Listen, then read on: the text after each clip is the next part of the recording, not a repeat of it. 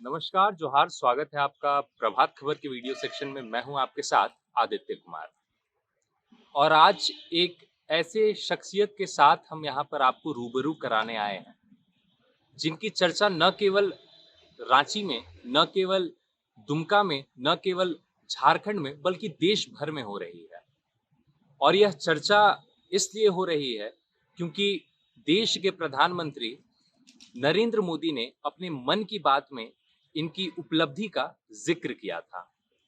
वो उपलब्धि क्या थी, वो वाक्या क्या था, वो सारी चीजें हम आइए सीधे इन्हीं से बातचीत के दौरान समझते हैं, जानते हैं।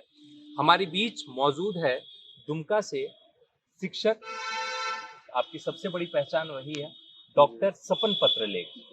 सबसे पहले आप बताइए कि वो वाक्या क्या था और वो शुरुआत कैसे हुई। सबसे पहले तो मैं आप सभी को भी धन्यवाद करूंगा। सबसे पहले झारखंड के सभी लोगों को, झारखंड वासियों को और अपने शिक्षक वर्ग के सभी लोगों को, और हम जिस गांव के शिक्षक हैं वहाँ के सभी समुदाय के अभिभावकों के को, साथ में हमारे जो स्कूल के बच्चे हैं। सच में ये बहुत बड़ी उपलब्धि की बात है कि पूरे देश स्तर से 100 चुनिंदे लोगों को माननीय प्रधानमंत्री जी द्वारा मन की बात का जो 100वां एपिसोड कल होने वाला है, इसके पूर्व वहाँ एक सप्ताह तक कार्यक्रम चला, जिसमें कि मन की बात कॉन्क्लेव का भी आयोजन किया गया और उसमें मुझे विशेष तौर पर झारखंड से बुलाया गया। इसके लिए हम काफ़ी अपने आप को गौरवान्वित महसूस कर रहे हैं। हम एक ऐसी जगह से हैं जिस जहाँ की जाना काफ़ी कठिन है, काफ़ी दुर्गम क्षेत्र में हम रहते हैं। मेरा स्कूल आदिवासी बहुल क्षेत्र में स्थित दुमका जिला का जरमुंडी प्रखंड के डुमरतर गांव में है, जो कि लगभग 50 किलोमीटर दूर जिला मुख्यालय से है। वहाँ जाना जिस प्रकार मुश्किल है, वहाँ के लोग ट्राइब हैं। ट्राइब में भी वैसे ट्राइब हैं जिन्होंने कभी जिन्होंने जीवन में दुमका को ही दुनिया का सबसे बड़ा जगह समझा, जिन्होंने कभी भी डिजिटल को वो जानते नहीं है। वो जानते नहीं है कि दुनिया में और भी कोई बड़ा बड़ा जगह है। वो जानते नहीं है कि क्या विकास है।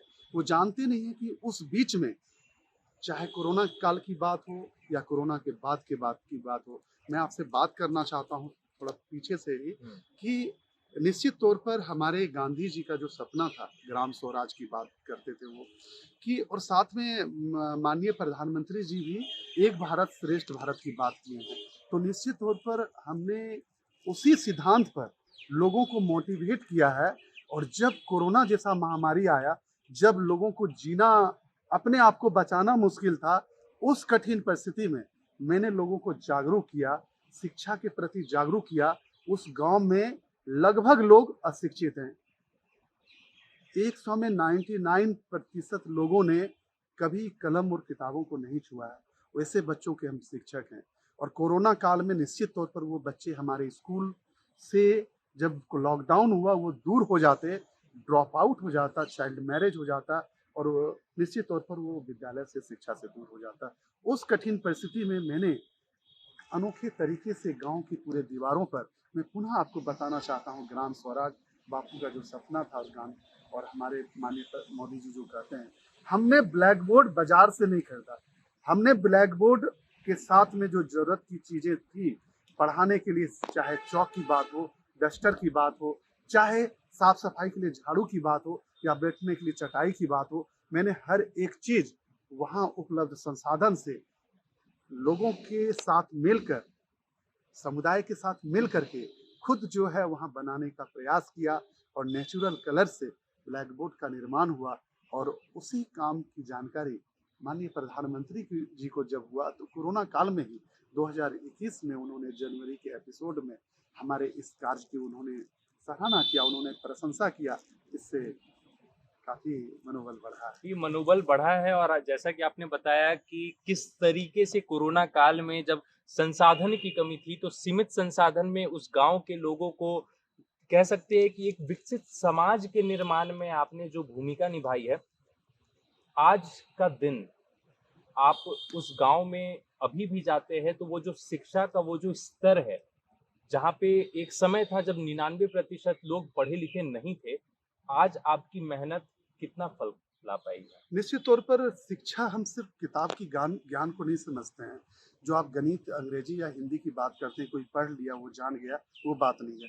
देश 1947 में आज़ाद हुआ, लेकिन हम महसूस करते हैं कि जब उन लोगों के संपर्क में हम आए, जब वो दुनिया को जाना, अपने अधिकार को जाना, अपनी क्या सरकार की योजनाएँ हैं, भारत सरकार की क्या योजनाएँ हैं, झारखंड सरकार की क्या योजनाएँ हैं, अपनी योजनाओं को उसने समझा, सामाजिक जागरूकता उसमें आया, स्वच्छता के प्रति लोग जागरूक हुए, पढ़ाई के प्रति जागरूक हुए हैं। हम आपको बताते हुए मुझे बहुत खुशी है कि वो लोग जो पढ़े लिखे नहीं थे, आज खुद पढ़ना चाहते हैं। वो खुद कहते हैं वो खुद कहते हैं कि हमने पढ़ाई नहीं की तो मेरी ये स्थिति है। पढ़ना मुझे लगता है कि पता नहीं स्कूल बच्चे इसलिए भी जाते हैं कि या जाते होंगे कि वहाँ एमडीएम चूँकि भोजन बहुत ज़रूरी है, वो भी मिलता है। लेकिन आज वो एमडीएम सिर्फ़ खाने के लिए हमारे बच्चे नहीं आ रहे हैं। वो हर एक क्षेत्र में दुनिया के हर बच्चों के साथ कंधा से कंधा मिला के आगे बढ़ना चाहता है। इसमें ग्रामीणों का काफ़ी सहयोग है। निश्चित तौर पर ये क्या लिखा है वो नहीं समझते हैं, लेकिन वो जानते हैं कि शिक्षा का क्या महत्व है। वो जानते हैं कि आज यदि वो बहुत पीछे हैं, तो इसके पीछे अशिक्षा ही सबसे बड़ा कारण था। तो हम जानते हैं इस बात को कि गरीबी को समाप्त करने का सबसे बड़ा हथियार शिक्षा ही है, और निश्चित तौर पर इस बात को लोगों ने समझा है। और आज के समय में जब ये माननीय प्रधानमंत्री जी ने मन की बात कार्यक्रम में मेरी चर्चा की, हम इसमें जोड़ना चाहते हैं कि देश के कई चाहे वो नीति आयोग हो या मेरी सरकार की बात हो या झारखंड के हमारे मुख्यमंत्री जी ने भी ट्विटर के माध्यम से ट्वीट करके हमारी सराहना की थी। तो निश्चित तौर पर किसी की सराहना से मनोबल बढ़ता है।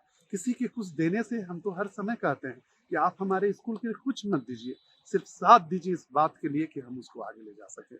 साथ दीजिए मेरा कि हम बच्चों को शिक्षा के लिए हम फिर आपको इसमें जोर देना चाहते हैं, शिक्षा सिर्फ गणित की बात नहीं है पढ़ लेना, शिक्षा सिर्फ अंग्रेजी की बात नहीं है। हम भारत का एक अच्छा नागरिक बना सकें आपको, हम एक नैतिकता उसमें रहे, आप में राष्ट्रीयता हो, आप में भावना हो, आप में हर समय हर एक कठिन परिस्थिति से लड़ने की क्षमता हो। जैसे कि कोरोना से हमने लड़ करके विजय प्राप्त की और पूरे दुनिया में भारत का नाम आगे हुआ, तो यही शिक्षा है। देखिए, नरेंद्र मोदी जी का ही यह नारा था, आपदा में अवसर, और उसी आपदा को अवसर बनाते हुए जिस तरीके से आपने पूरे गांव में वो प्राकृतिक संसाधन के मदद से ही लिख लिख कर लोगों तक ज्ञान पहुंचाने का काम किया है। आज के 5 साल के बाद आप अपने उस गांव को किस तरीके से देखते हैं, वहां के बच्चों को किस तरीके से देखते हैं? और एक सवाल और होगा, जो हमें जानकारी मिली है इससे पहले जो हमारी बातचीत हो रही थी, कि वहां के बच्चे तो शिक्षित हो ही रहे हैं, उन्हें पढ़ाने की आप मेहनत कर ही रहे हैं, वहां के वैसे परिजन जो अशिक्षित है, उनके लिए एक नया मुहिम आपने शुरू किया है, वो क्या है? जी, निश्चित तौर पर हम इसी पर पहले आपको बताना चाहते हैं कि हम जिस प्रकार से आपको बता रहे थे, ग्रामीणों ने समझा है कि यदि हम अशिक्षित रहेंगे, हम यदि शिक्षा की किसी भी बातों को नहीं जान पाएँगे, तो जिस प्रकार से हमारा जो अधिकार है, हम उसको नहीं जान पाएँगे। तो निश्चित तौर पर आज के समय में इस ब्लैक बोर्ड मॉडल का उपयोग आज भी हमारे जो स्कूल के बच्चे हैं, अपने दादा-दादी को, अपने चाचा-चाची को, अपनी माँ और पिता को, वो स्कूल के बाद छुट्टी के दिनों में वो उसको लिखने के लिए उसी ब्लैक बोर्ड मॉडल पर बच्चे बैठते हैं, अपने माता-पिता का अंगुली पकड़ के, चॉक उसकी अंगुली में डाल करके, हाथ पकड़ के वो लिखने सिखाते हैं। ये अद्भुत दृश्य है इसलिए भी कि उम्र है 70 साल, उम्र है 80 साल, और वो बच्चे अपने दादा-दादी का अंगुली पकड़ के, और इसके पीछे ये नहीं है कि कहीं से बहुत बड़ी डिग्री मिलेगी और नौकरी मिलेगा। इसके पीछे ये है कि उस क्षेत्र का वो शिक्षा जहाँ की वो काफ़ी दूर था, वो काफ़ी उससे बदलाव आएगा, और आने वाले दिनों में जो जनरेशन आएगा वहाँ, ये कभी लोग नहीं कहेंगे कि ये क्षेत्र जो है अशिक्षित था। इसको समाप्त करने की बात हो रही है। और एक जो प्रश्न आपका था, फिर से हम चाहेंगे वो प्रश्न आपसे। वो जो मेरा प्रश्न था कि जिस तरीके से 5 साल के बाद अभी आप जो ये काम कर रहे हैं, कब से उस क्षेत्र में आपका ये पढ़ाने का सिलसिला चल रहा है? और आज से 5 साल के बाद आपको क्या लगता है कि आपकी इस मुहिम की वजह से, और जो जनता का समर्थन, जो राज्य सरकार का समर्थन, जो केंद्र सरकार का समर्थन मिल रहा है, आज के 5 साल के बाद उस क्षेत्र की क्या स्थिति रहेगी, शिक्षा के क्षेत्र में? निश्चित तौर पर शिक्षा के साथ में सर्वांगीण विकास की हम बात करते हैं। पुनः हम गांधी जी की बात करते हैं। शिक्षा का उद्देश्य है कि आपका सर्वांगीण विकास हो, हर क्षेत्र में विकास हो। तो निश्चित तौर पर आज हमारे बच्चे जब जिला में कोई कंपटीशन होता है, जिला में कुछ बातें होती है, जिला में चाहे वो कुश्ती की बात हो, चाहे कराटे की बात हो, चाहे रेसलिंग की बात हो, हमारे बच्चे सुब्रतो का फुटबॉल जब हुआ जिला में पेनल्टी में हार गया, लेकिन खेल करके नहीं आ रहा। तो हमने कहा बेटा तुम लोग पेनल्टी का प्रैक्टिस करो। जिला स्तर पर हमारे यहाँ लगभग 3000 स्कूल है, 2955 लगभग स्कूल है, उसमें हमारे बच्चे खेल में आगे हो रहे हैं। हमारी वहाँ की लड़कियां जो कभी बाहर नहीं निकली थी आज कुश्ती कर रही है, आपके रांची में भी आकर के वो स्टेडियम में कुश्ती खेल करके हो गई है। तो निश्चित तौर पर हर क्षेत्र में विकास हो रहा है। बच्चे पढ़ाई के क्षेत्र में आगे जाना चाह रहे हैं। हर क्षेत्र में उसके पास जो ज्ञान है, जो वो ज्ञान अपने घर से, अपने समाज से, अपने परिवार से जो लेकर के आया है, हम इस किताब में जो आपके पास समाहित है, जो हिंदी, अंग्रेजी, गणित में, इसको जोड़ करके और भी उसको मजबूत करने का प्रयास कर रहे हैं। और निश्चित तौर पर इस 5 साल में काफी परिवर्तन आया है, लोगों के सोच में परिवर्तन आया है, उसकी एक नई पहचान बनी है।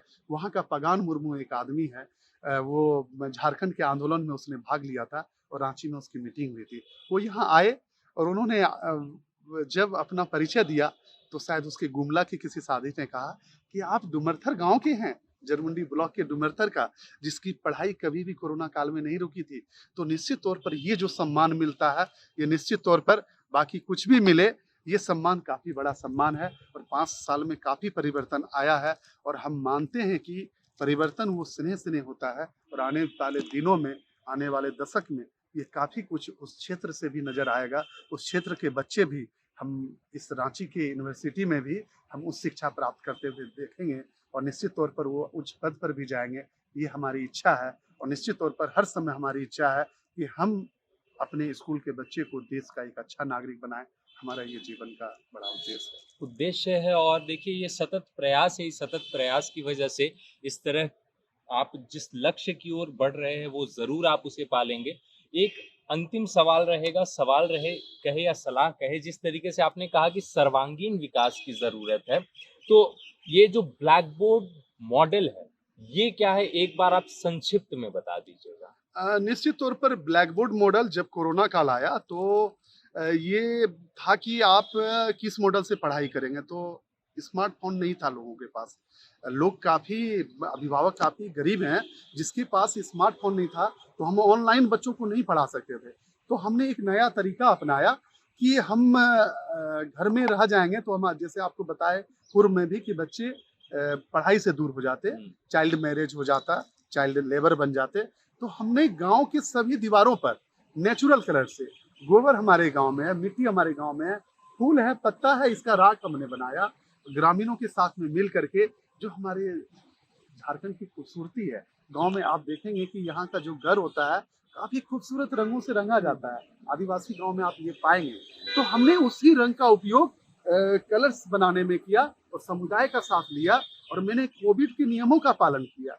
हर बच्चों के लिए दूरी पर उसका अपना प्लेटफॉर्म रहा और अपने लिए एक बड़ा ब्लैक बोर्ड हमने रखा।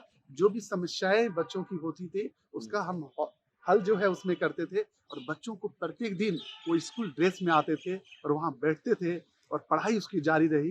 वो निरंतर, वो जिस प्रकार से स्कूल जाते थे उस प्रकार से उसकी पढ़ाई जारी रही। निश्चित तौर पर ये ब्लैक बोर्ड मॉडल हमको बताते हुए आपको आज खुशी है कि दुनिया का ये संभवतः ये पहला विद्यालय था जहाँ की शिक्षक के लिए ब्लैक बोर्ड होता है, लेकिन हमारे स्कूल के 300 बच्चों के लिए, हर बच्चों के लिए अपना अपना ब्लैक बोर्ड था। और संभवतः दुनिया का एकमात्र स्कूल के बच्चे थे जिसकी पढ़ाई उसके घर के द्वार पर ही, दीवारों में ही होती रही। और दीवारों के, गांव के सभी दीवारों पर पाठों को मैंने लिख दिया था, चित्र बना दिया था, ताकि छोटे बच्चे जो है इसको देख करके भी सीखे, देख करके भी पढ़े। और कोरोना काल में भी लगातार हमारे बच्चों की पढ़ाई जारी रही। आइडिया कहाँ से आया आपको? ये मेरी नींद गायब थी जब कोरोना आया, तो हम सो नहीं पा रहे थे कि हम क्या करें। तो निश्चित तौर पर हम आपको पहले भी बताए कि हम उस दुर्गम क्षेत्र के शिक्षक हैं, उस ट्राइब क्षेत्र के शिक्षक हैं जो हमको लगता है कि ट्राइब से भी वो ऊपर है, जिन्होंने कभी कुछ देखा नहीं था। तो हमारे लिए काफी अधिक चिंताएं हर समय रहती है। आप कुछ भी करते हैं तो हर समय ये हाथ में भी है, तो हमको लगता है कि उसी को सबसे पहले जाके दे। इस मॉडल का अनुकरण बगल का जो हमारा प्रदेश है छत्तीसगढ़ में कॉन्क्लेव का आयोजन किया गया, शिक्षा समागम।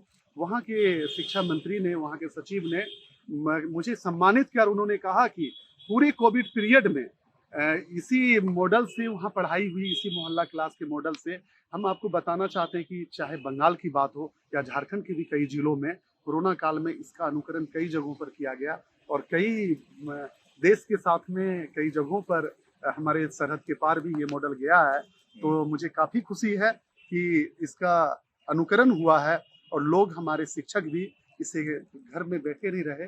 काफ़ी विद्वान शिक्षक देश में भी है और तक्षशिला और नालंदा विश्वविद्यालय जिस प्रकार से विश्व में हमारे देश का नाम, विश्व के अग्रणी हम कहते थे कि ये हमारा पूरे दुनिया को ये रास्ता दिखाता था।